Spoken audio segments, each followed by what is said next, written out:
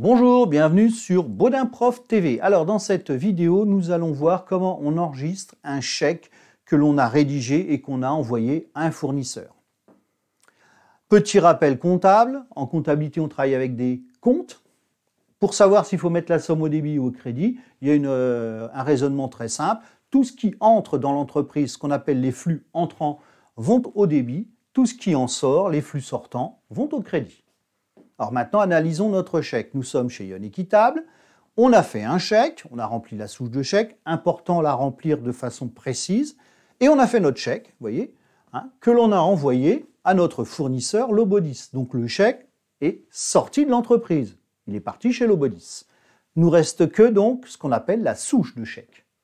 Cette souche de chèque indique qu'on a fait un chèque. Donc qui dit chèque dit compte en banque.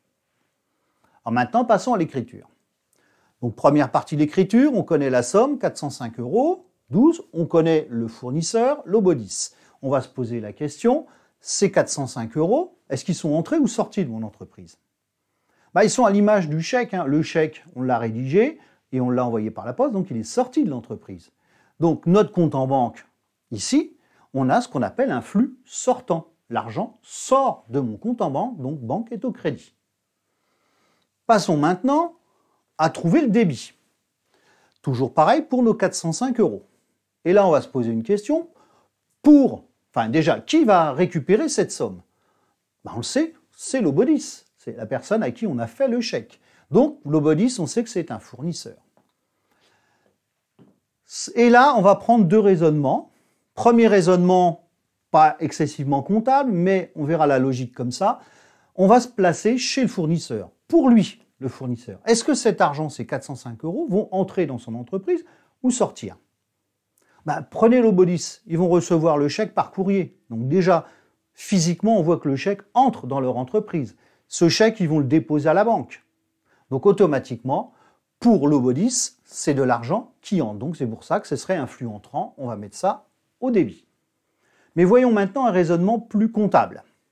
Et là, on se place chez Ion Équitable et nous allons devoir solder la dette. Dans fournisseur, la dette était au crédit. On anticipait un flux sortant, rappelez-vous. Alors, pourquoi on met fournisseur au crédit? Il faut revenir sur les factures d'achat.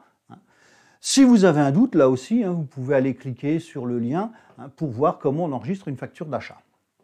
Donc, on a une dette au crédit. On vient de la payer, on a fait un chèque. Donc, il faut annuler cette dette. Si la dette est au crédit, pour l'annuler, on va être obligé de la placer au débit. La même somme. Donc, débit moins crédit, on voit bien que cela fait 0 €. Résumons ça.